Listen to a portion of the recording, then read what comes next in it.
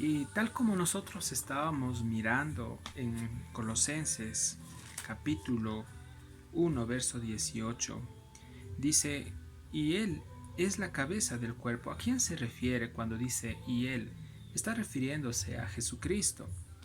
Dice la cabeza del cuerpo que es la iglesia, el que es el principio, se refiere a Jesús. Ahora, esto, cuando hablábamos del principio, estábamos diciendo que Jesús es la fuente de todas las cosas, ya que entendamos nosotros que Él tiene la preeminencia, es decir, que Él es preexistente. Jesús siempre ha existido desde la eternidad pasada, en el presente y seguirá existiendo en la eternidad futura.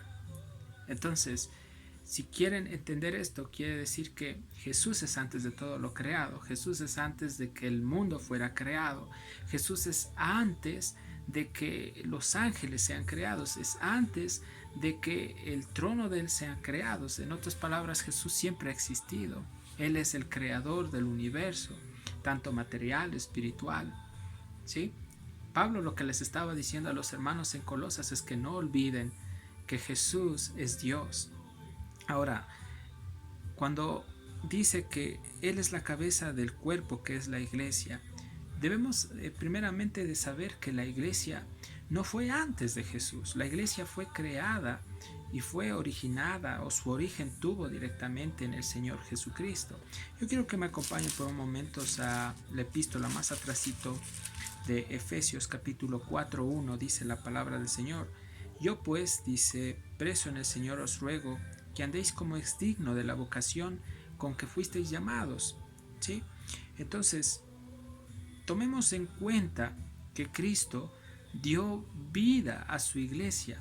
¿Por medio de qué? Por medio directamente de su sacrificio. Él vino hace más de 2000 años. Él estuvo como hombre sin pecado. Él hizo cosas extraordinarias, pero él sabía en su corazón que tenía que sujetarse al Padre y obedecer la voz del Padre. Tenía que cumplir la voluntad de Dios, y entre esa voluntad era que él tenía que dar su vida, es decir, tenía que morir y al tercer día tenía que resucitar. Entendamos nosotros que a través del sacrificio de Cristo en la cruz, la iglesia fue engendrada.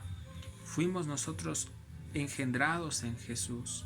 Cuando dice las escrituras que Él es el primogénito de entre los muertos, tomemos en cuenta que en el sentido cronológico, cuando hablamos del cronos, hablamos del tiempo que Dios creó para el ser humano.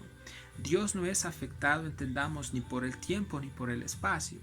¿Por qué razón? Por el tiempo no es afectado porque Él es omnipresente, Él se encuentra directamente en todo lugar, ¿ya? Ni es afectado por el espacio ni por el tiempo. Entonces, el Señor creó dos tiempos, que es el tiempo Cronos y el tiempo Kairos. El tiempo Kairos es el tiempo de Dios. Cuando Dios hace las cosas en el tiempo Kairos, las cosas son perfectas. Ahora nos encontramos dentro del tiempo Cronos, que es el tiempo que Dios creó para el ser humano. Más bien, entendamos que este tiempo está controlado directamente por Dios. Por eso, amados hermanos, como iglesia debemos nosotros entender que Dios tiene el control absoluto de todo lo que está pasando en la tierra, de estos acontecimientos últimos, de lo que estamos viviendo a nivel mundial con esta situación de esta pandemia del coronavirus. Nada se le sale al Señor de sus manos, y entendamos que Él nos ha prometido guardarnos, protegernos. Al final de esta prédica quisiera compartirles algunos textos de aliento, de ánimo a cada uno de ustedes, para que recuerden siempre las promesas de Dios.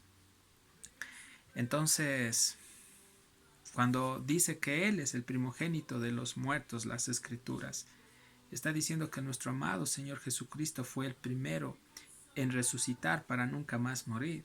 De todos los que han sido o serán resucitados de los muertos, y esto incluye a todos los hombres, amados hermanos. Él es el primero en resucitar. ¿Y dónde podemos nosotros respaldarnos para poder fortalecer este punto? Quiero que me acompañen al Evangelio de San Juan. Por favor, un ratito. San Juan capítulo 5. verso 28. La palabra del Señor nos dice lo siguiente: no os maravilléis de esto, porque vendrá hora cuando todos los que están en los sepulcros oirán su voz. Habla de la resurrección. El verso 29 dice: y los que hicieron lo bueno saldrán a resurrección de vida, mas los que hicieron lo malo a resurrección de condenación. Cuando Pablo les estaba hablando a los hermanos en Colosas que Jesús es el primogénito de entre los muertos, quiere decir que Él fue el primero en morir y resucitar, ¿sí?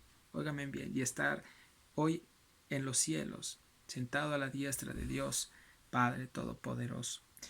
Colosenses capítulo 1, verso 19 dice la palabra de Dios: por cuanto agradó al Padre que en Él habitase toda la plenitud. ¿A qué se refería Pablo con esta palabra de toda la plenitud? Cuando dice por cuanto agradó al Padre que en Él habitase toda la plenitud, se refiere a Jesús. Debemos saber que lo que Pablo les estaba diciendo a los hermanos en Colosas es que debían cuidarse de las falsas enseñanzas que ciertos falsos maestros trataban de infiltrar. Ahora, estas enseñanzas daban prioridad a que se venere y se adore a seres angelicales y a ciertas clases de atributos y poderes que no provenían de Dios, sino que su fuente era Satanás.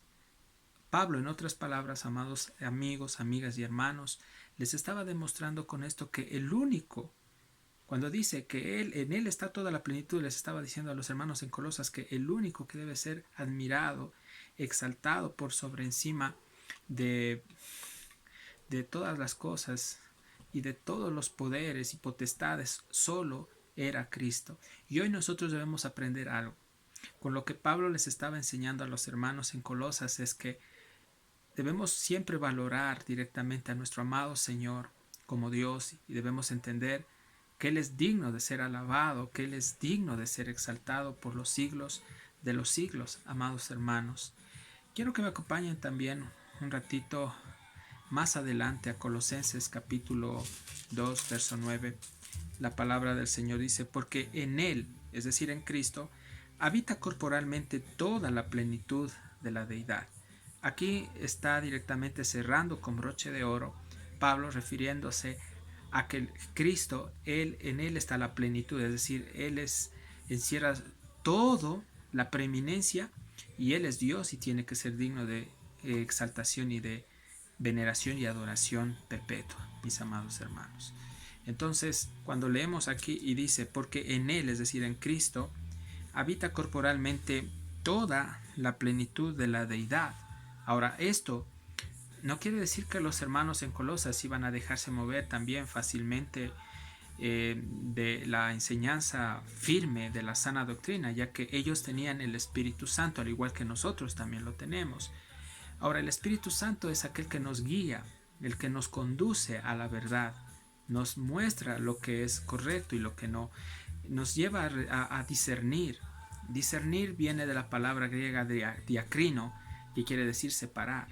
O sea, las cosas que vienen de Dios yo las acepto para mi vida, para poder aplicarlas a mi vida. Pero las cosas que no vienen de Dios yo las rechazo.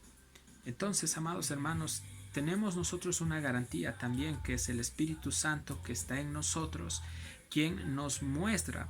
Cuando hay una falsa doctrina, una falsa enseñanza, podemos nosotros detectar. Y si esto no proviene de Dios, lo rechazamos, amados hermanos.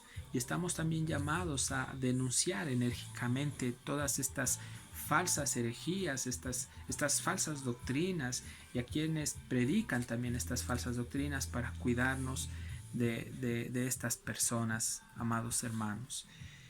La iglesia del Señor nace en el corazón de Cristo, pues Cristo ama a su iglesia. Cristo es el que preserva a su iglesia. Cristo es el que sostiene a su iglesia. No se olviden nunca, amados hermanos y hermanas. Cristo es el que nos sostendrá hasta el final.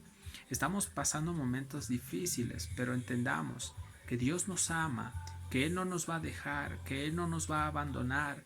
El Señor ha prometido directamente a cada uno de nosotros, ha prometido fortalecernos, levantarnos y animarnos.